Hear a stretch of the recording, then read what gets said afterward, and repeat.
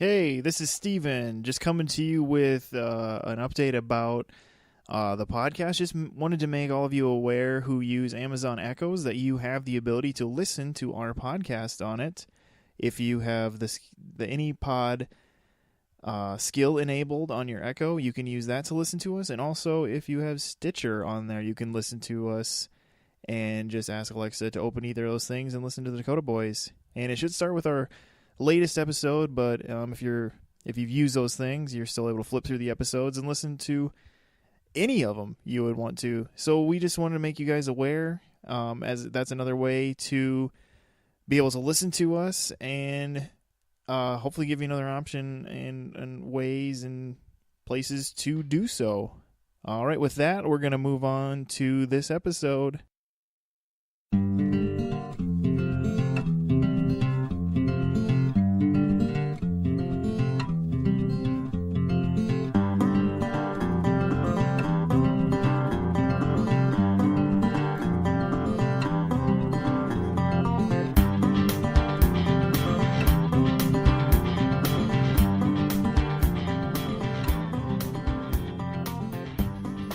Greetings and salutations to all you crazy people out there. This is Dakota Boys Talk Movies, and this is going to be our review on Star Wars The Last Jedi.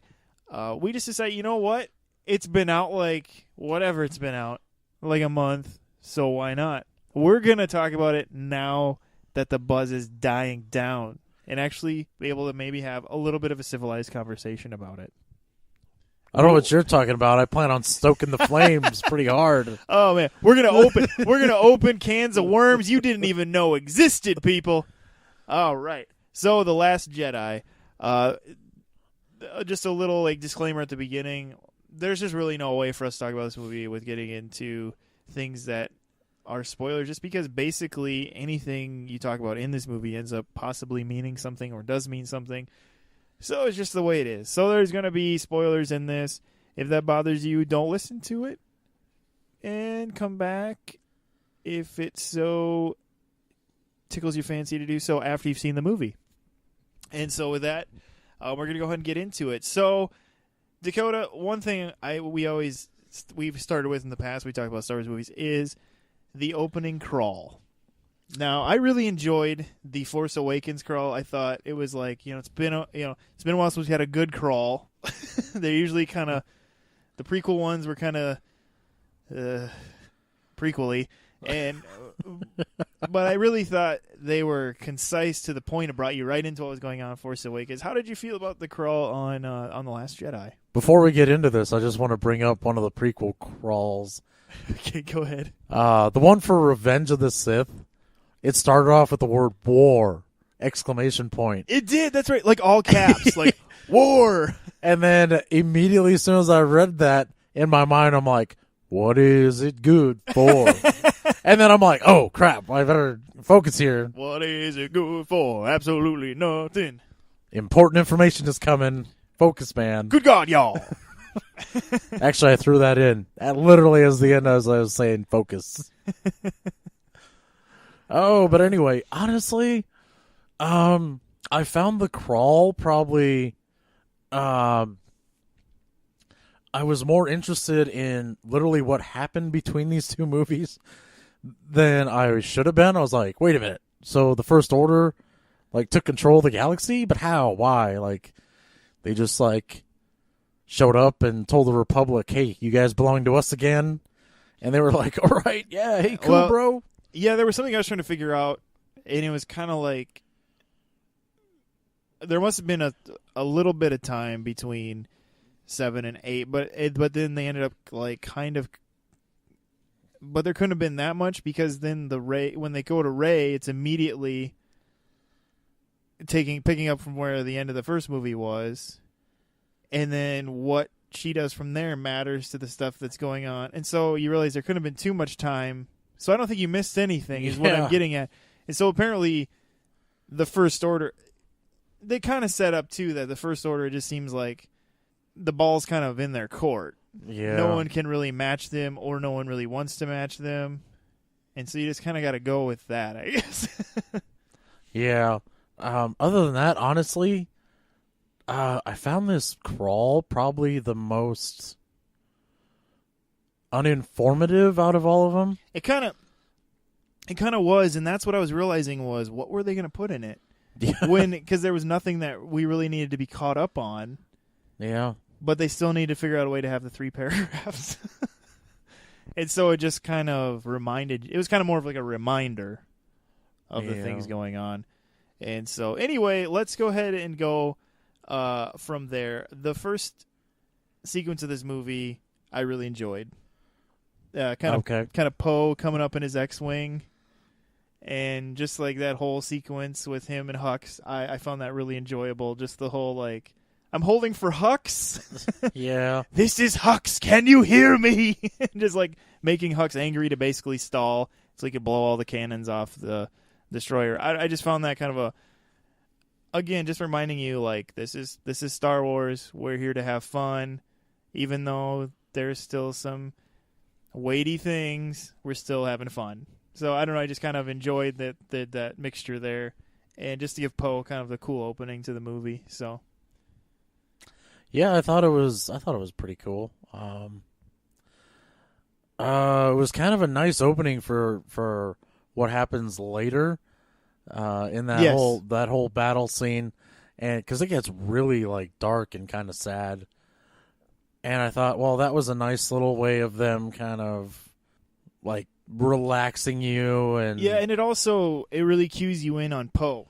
Yeah, and that's the thing. And then the dark and sad that you're referring to sets up really the whole journey of his character of this movie, of him learning that it can't all just be go blow up stuff, that you actually have to make real leadership decisions. You can't just go all half-cocked and do everything.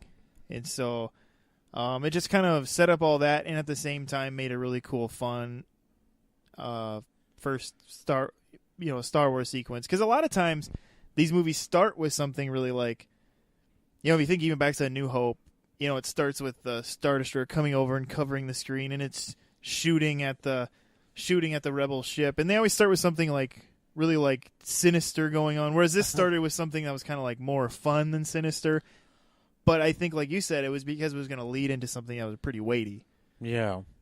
And so, so just kind of, I don't know, just kind of brought you into like, oh yeah, here I am in a Star Wars movie, X-Wings flying around, shooting off cannons, BB-8s being all BB-8ish, and but let's kind of go from there. I don't know, what do you think about it's?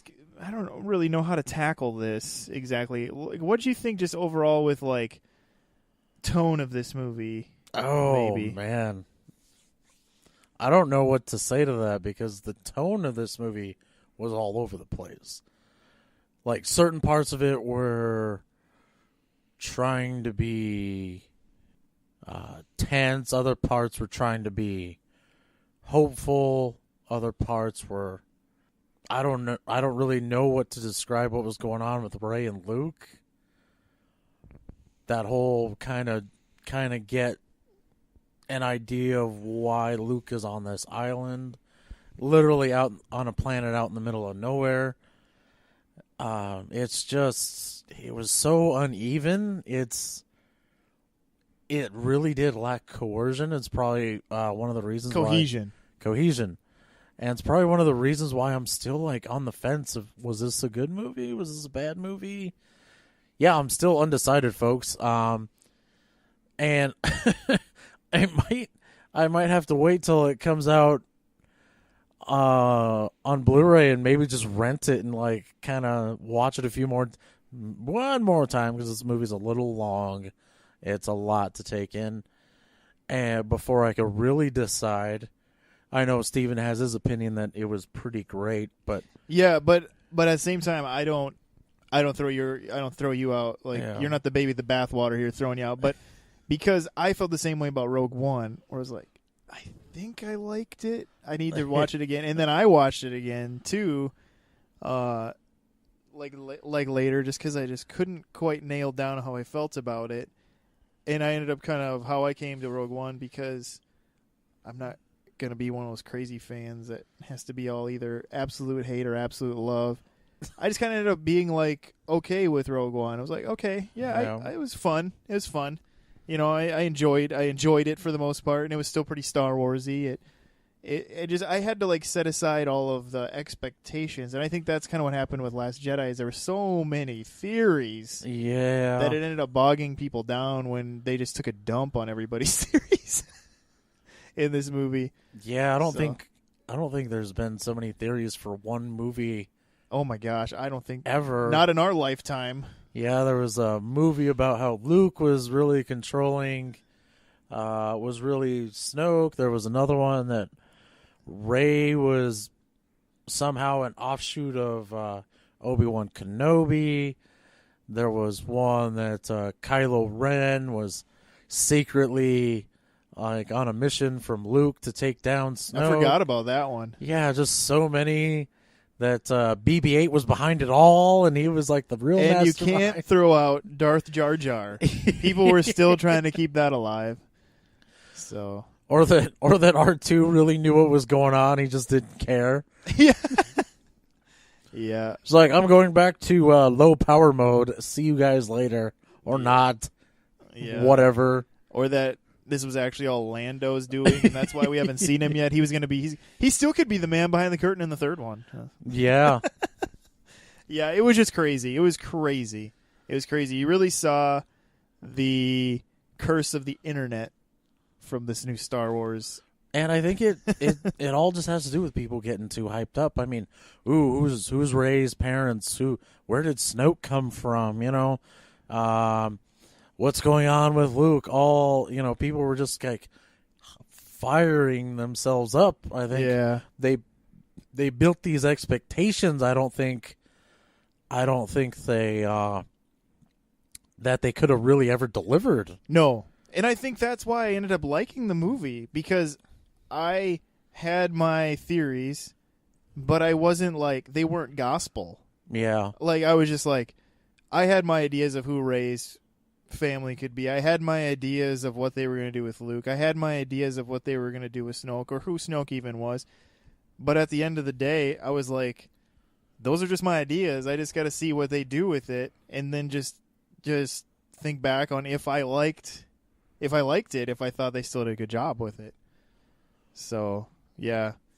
That's kind of what hurts this movie, and I think we're just seeing it on a bigger level just because everybody's a Star Wars fan now. Yeah. So we're seeing it on a larger level of what really happens every time a new Marvel movie comes out, or even DC, where it's like, dude, that's not my Batman, or that's not my Iron Man, or that's not my Spider-Man, and it's like, oh, okay. Sorry that they had a creative idea or something, and even if their ideas aren't always good, it's like you can't just be like, it's kind of like what to get political, because I love to get political, but this whole like not my president hashtag, it's like, well, he's still the president.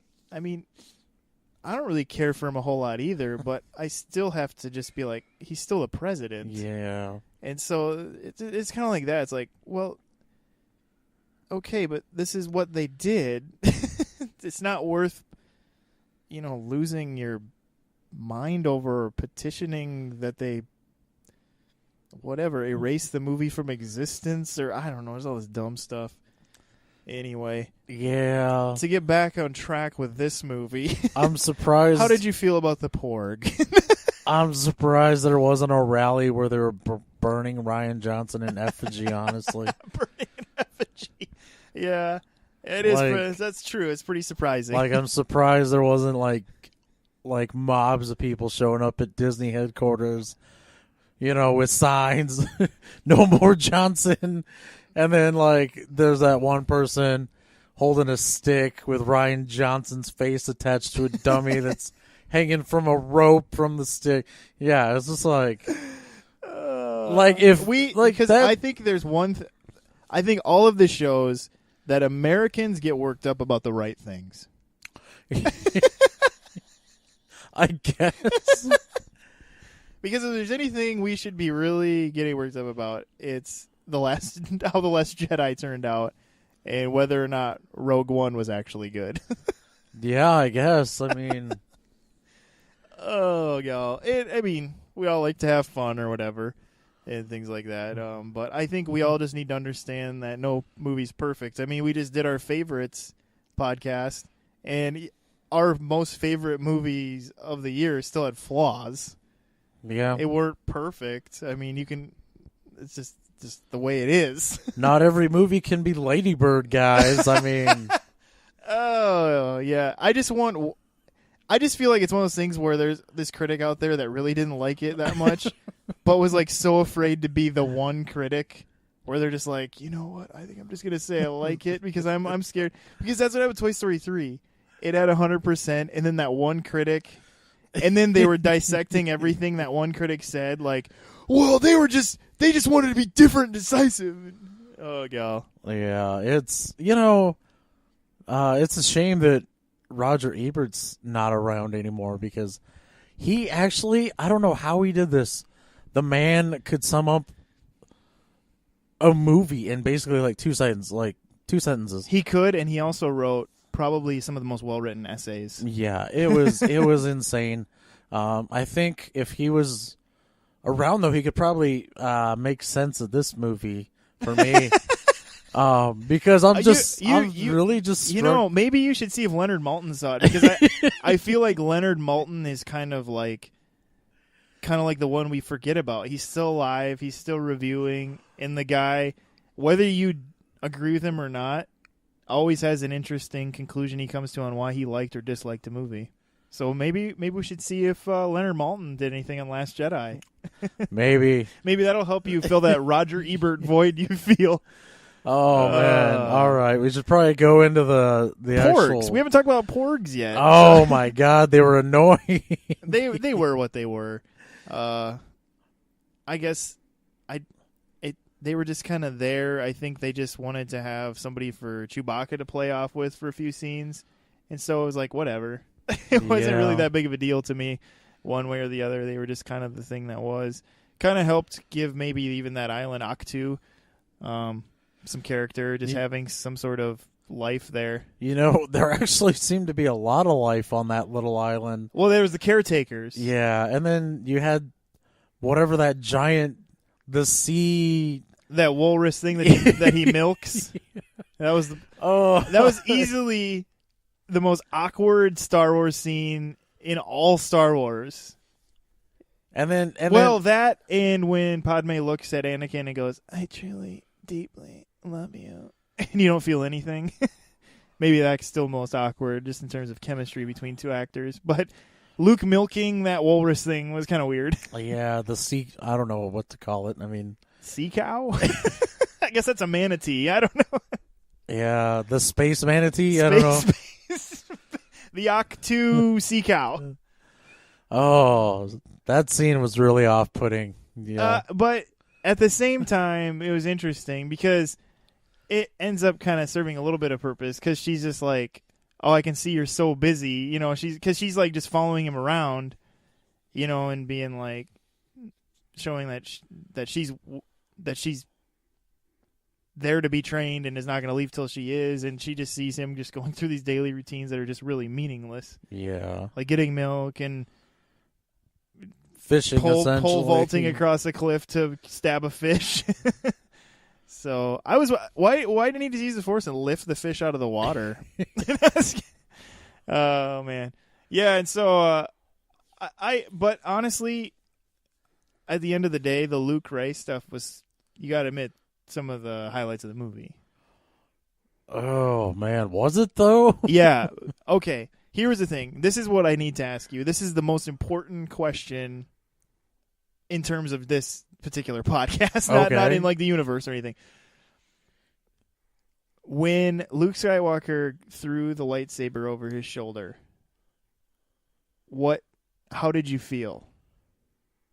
Well, the phrase WTF popped in my mind. Okay, you didn't like it. No. And I rest my case right there. Yeah. Because if you couldn't buy into that being Luke Skywalker, this Luke Skywalker who's like really seeing the ramifications of power and having his doubts about the Jedi and everything, 'cause that's essentially what is going on. He's doubting And really, when you look at the history of the Jedi, as we've seen in the movies, they're failures. They fail more than they succeed. And so Luke is saying, maybe the Jedi need to end, and so that's what's happening in that moment. That her reaching out is her saying, I'm ready to be trained, and him flipping it over his shoulder is him saying, no. Like, the Jedi need to be no more. He's just lost all faith, not necessarily in the Force, but in the Jedi Order. And so I didn't know what to think about that. And then as the movie went on and I see more who Luke is at this point in life, 30 years after we've seen him last, I was like, okay, all right, let's see where they go then. I understand his motives now. I've learned to be okay. But that's what I'm saying to you. If right there you're like, oh, and then that's all you can think about is Luke doing that, you're not going to like the movie. Honestly, especially the Luke stuff.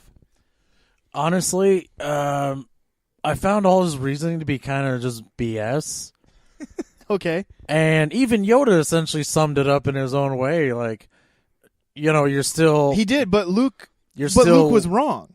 That's the thing. Like, I'm not... Luke. We know what Luke's motives were.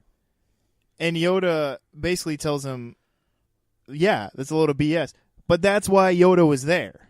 Yeah, and I just feel it's kind of... Whoever wrote that scene or had it put in there was maybe trying to be the voice of reason in this whole movie. Yoda? Well, whoever wrote it. The Yoda scene? Yeah. Well, I think it was all part of the plan because Luke was eventually going to have to, quote unquote, leave Octo 2. Yeah. We'll get to that later, but but since he's set up as being reluctant and actually cut himself off from the Force, which I found interesting also, it was all leading to him needing something because Rey wasn't going to do it. Rey just wasn't going to do it. And R2 had a good moment where he tried to bring Luke around with showing him the original Leia recording. And I liked that where Luke was like, well, that's a cheap shot.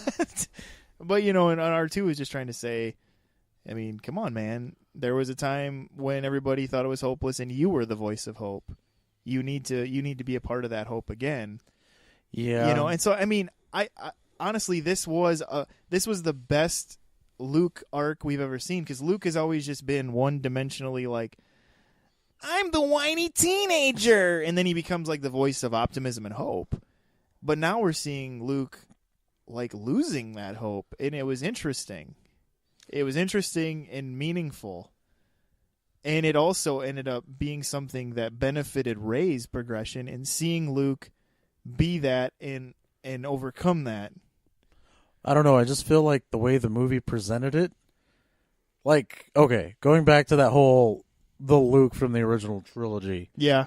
I don't think that Luke, and here's my problem with Rian Johnson. I don't think he would ever got to that point where he considered snuffing out Ben Solo while he was asleep. And I feel like he did that just to like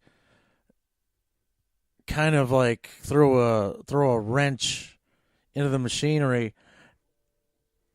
I just didn't buy it, and it was like kind of creating moments like that to create like more drama for the character. But at the same time, if you want to go back to old Luke was tempted with power in the original trilogy. Yeah. Like basically all powerful because that's all the Sith really want because this is the life they live for. They don't become one with the Force. They live for everything now. And so Luke was tempted with all that power and overcame it. But at the same time, something Jedi always are battling is being drawn to power. And it, like, the big power, which is something Anakin, for whatever motives, George Lucas gave him motives that we all can have problems with. But ultimately, Vader became the Vader we all know because he wanted that power for whatever reasons, that they had. And so I think in that moment, it was only a moment, It was just in slow-mo. Luke opens his lightsaber and closes his lightsaber. So I think when you see that moment and he sees who Ben could become, what you're saying is Luke's not allowed to be tempted.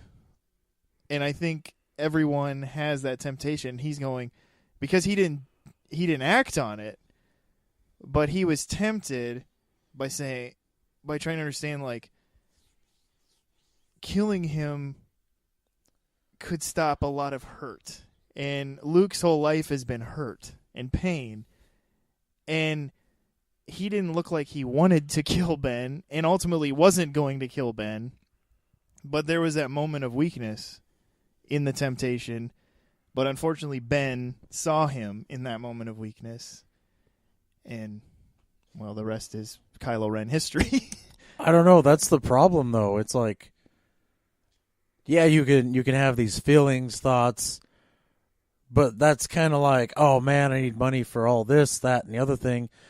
I need this money right now. You walk into a bank with a gun, and then it's only going to escalate from there. You can't right, but people do that. Like, go back. But people do that. Now consider this idea of you being down on your luck. This isn't Luke, but just in general, being down on your luck in that case, and knowing you have a power to take care of that unluckiness in your life. You wouldn't be tempted to use the power you have to change your luck? Well, you see, that would be me. I wouldn't think Luke Skywalker would be able to do that. Right. And again, I go to like kind of point number 2, because it still goes back to the flipping of the lightsaber over the shoulder. If you're not on board for the Luke that's set up from that moment, you're not going to like anything else in the movie. And because that was the thing, I just realized, like, I'm on board if they set up good enough motives for why he's this way. And I personally feel like they did. Yeah, I didn't buy into it. I mean, I didn't buy into a lot of things. There were some things in this movie that I was able to accept. Okay. The fact that Poe is kind of dangerous. Let's do that. Let's because you're the voice of negativity right now. You know, for the most part. Like, again, I mean, there are problems with this movie, but what are your pros? All right, the pros would be the whole arc with Poe. I thought was really the best in the whole story. Oscar Isaac is just great. Yeah. Laura Dern's character on the flip side of that was actually pretty good. She did a really good job. I mean, she was unnecessary, but what they had her do. Yeah. Because, okay, since we're doing a spoiler review, I'm going to throw this at you, and I swear it's going to change your mind. Okay. On how she is absolutely unnecessary. So Admiral Akbar was there, right? Yeah. Why couldn't he have done what she did? Imagine if... Okay, so get this. He stays behind because he's Admiral Akbar, and we know he's awesome already and is willing to do anything for the Resistance. And they're going off, and he light speeds at the ship, and he goes, "I'm the trap," and he slams it down and light speeds in. Imagine how much more gratifying that'd be if Akbar gave himself up to save the Resistance. How much more that would mean, and then he wouldn't just like blow out into space like they had him do. Because that was a problem I had. Was just, why did they even have Akbar there if he was just going to meaninglessly die? Yeah. But if he was the trap, that's the ultimate character arc. And then it would be a whole new line of shirts. I'm the trap. Anyway, that's my way of how Laura Dern was superfluous, or whatever the word is, and how Akbar could have stayed behind and been the trap. Yeah. But here's the thing, at the same time, that whole story is kind of really doesn't make any sense. It's like they're essentially speeding away from this Imperial fleet. No, yeah, it doesn't make any sense. No, in fact, a lot of that is one of my problems with the movie. In fact, Laura Dern is one of my negatives, which is funny you liked her, because she didn't mean anything, and she ultimately just becomes a reminder that the House of Mouse runs Star Wars, because it's like, we need another woman leader, you know, especially. Well, see, here's what I thought at first. Now that Carrie Fisher's dead, We need another woman leader. Well, Laura Dern's dead now too in the Yeah. Star Wars movie, but I just feel like it was just like another way to have like a woman thing, because I think that was one of the things House of Mouse just attached to, is how there was like Star Wars just naturally had all these women leaders like Mon Mothma and things like that, and they're just like, oh yeah, let's keep having these woman things. That's why that stupid show Forces of Destiny exists, because they just want to have more weird female, like, let's have it all from a female perspective, which is fine if it makes sense, but it just felt silly why Laura Dern was even there. Yeah. And so, yeah. Okay, so the Poe storyline, but yeah, again, to go back, for the most part, I liked the whole Poe storyline. Though was good. I liked his, because he needs to become the leader.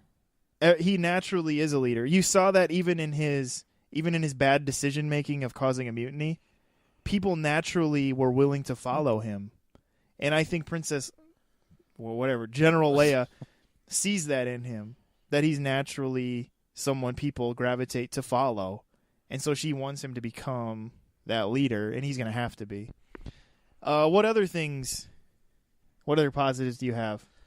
Well, BB-8 was actually another really good part of this movie.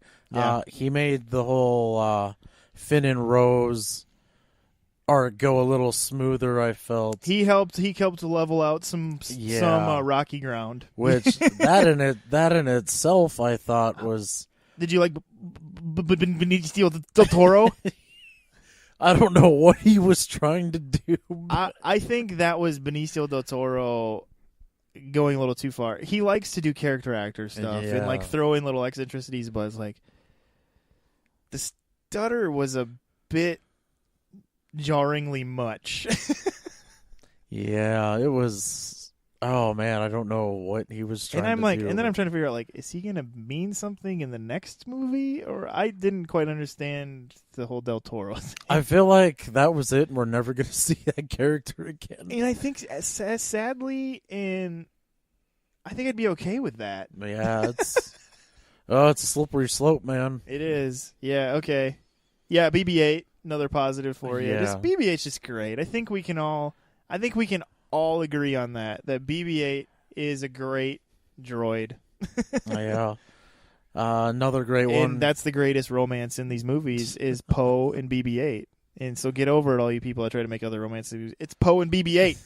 Those, and not in a weird way, just they have the ultimate love for each other.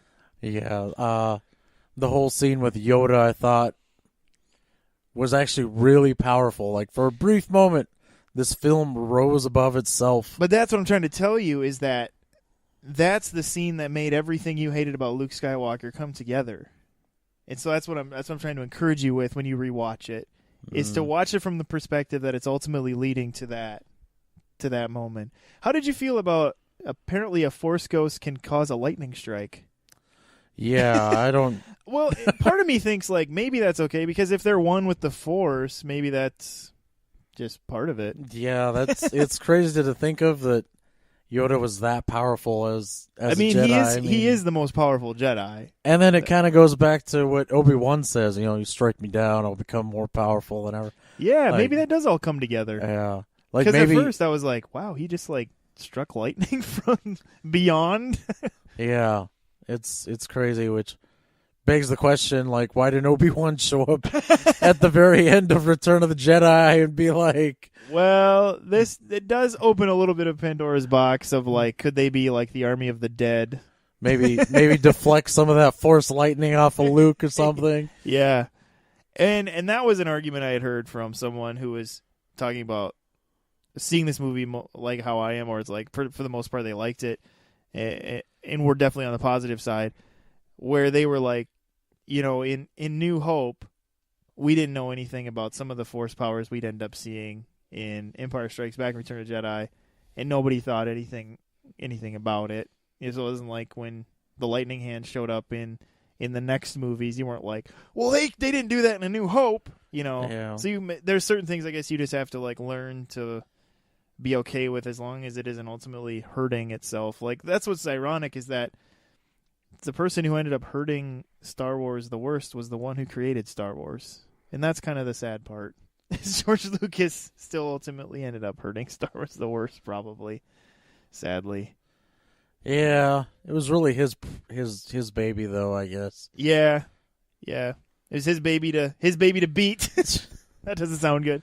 Oh man. But that's the ultimate beast that is art. Is that he created something that was so loved and well regarded by many that it became bigger than him. And I think that's kind of what hurt him in the long run.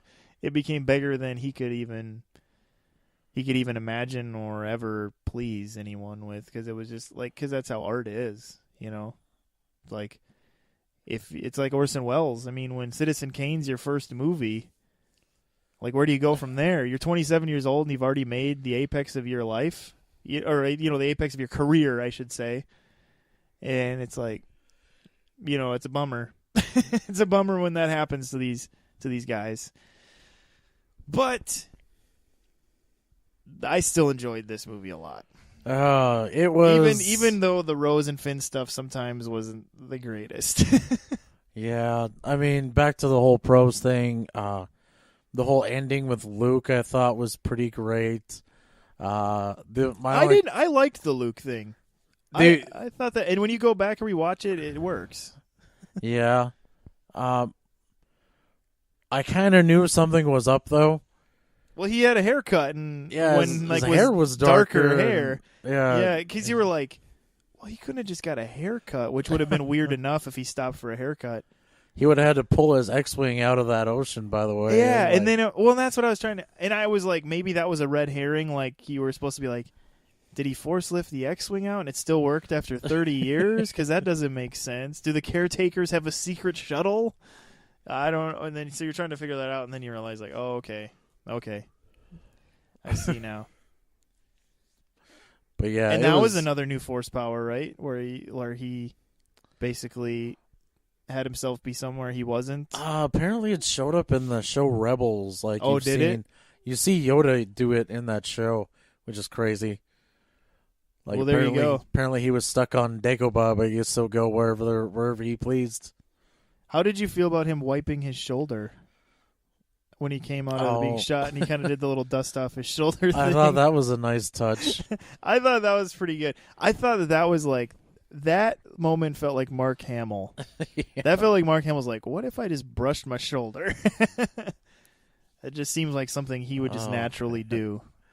Yeah. I thought the moment between Luke Skywalker and Kylo Ren was pretty intense.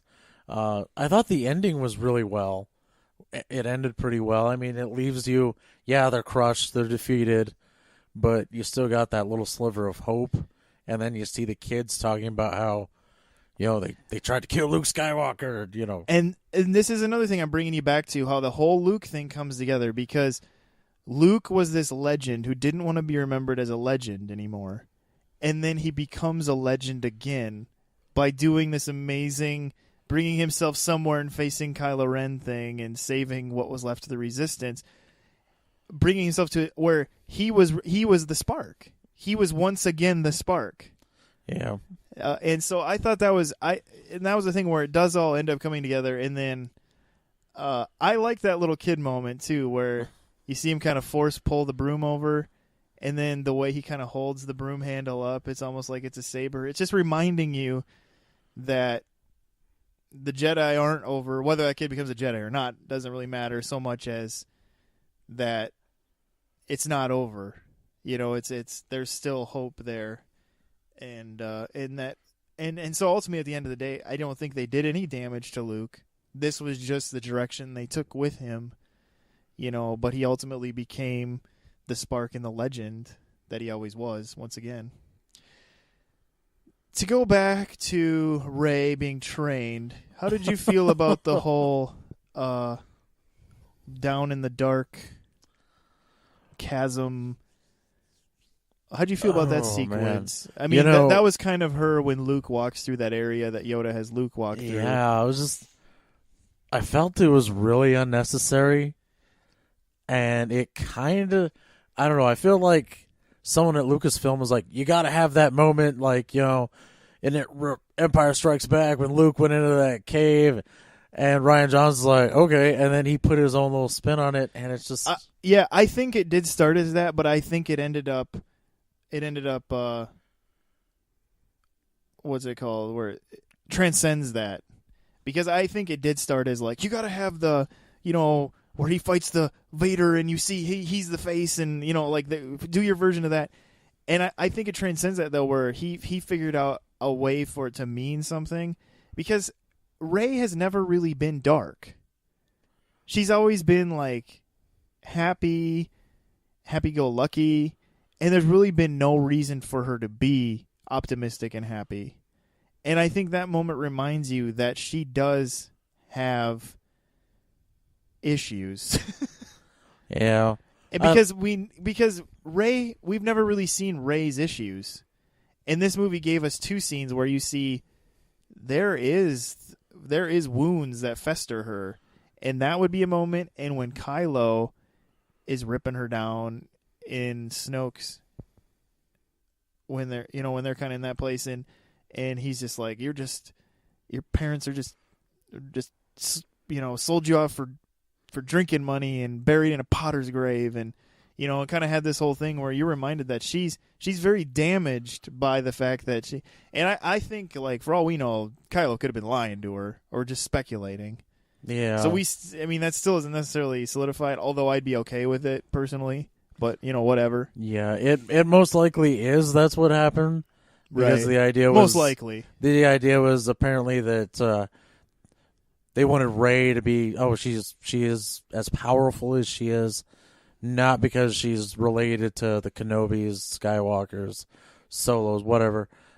She's just her own thing. Right, and I like that. I like that the Force the Force like is actually just woke up in her, and that she is her own standalone person. And people are like, yeah, but this is the episodes are supposed to be the Skywalker saga. Well, they are. Ben's the Skywalker. Because that's what I'm realizing is at the end of the day, these are Ben's movies. Yeah. Kylo Ren. This movie really ended up being about him becoming his version of the Master. Him superseding Snoke and becoming the leader of the First Order, and ultimately in his world, the Master. And so I think when people are like all freaking out about the Skywalker thing, is like, he's a Skywalker. Leia's his mom. Yeah. And these movies end up being a lot about him, which I like because, like I said, with these Star Wars movies, these newer ones, you end up having an emotional connection to the good people and the bad people more so than in any other Star Wars movie. In the old ones, it's always like, what's Luke going to do next to stop the bad guys? Whereas in these, you're kind of in a weird way rooting for him, but also not. And it's just kind of interesting. Yeah. Back to that whole... Kylo Ren's one of the best things about this new trilogy. Yeah. Easily. Adam Driver is actually a pretty good actor. It's a little shocking. I've never really seen him in anything really, but man, I'm really blown away just by his performance, especially in this one. Yeah. But then I guess he's done some other kind of like smaller roles in independent movies where people have said he's really good. But I don't know. He's good in this. Yeah.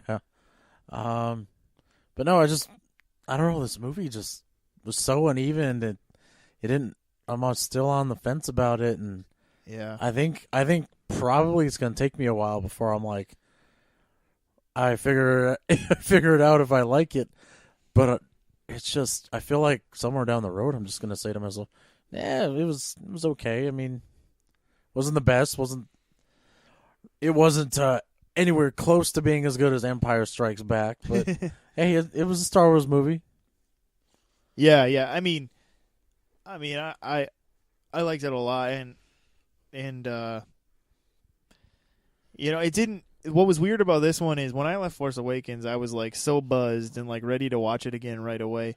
And when I left this one, I I wasn't like feeling that sort of buzz, but it didn't. But I realized it didn't mean I didn't want to watch it again.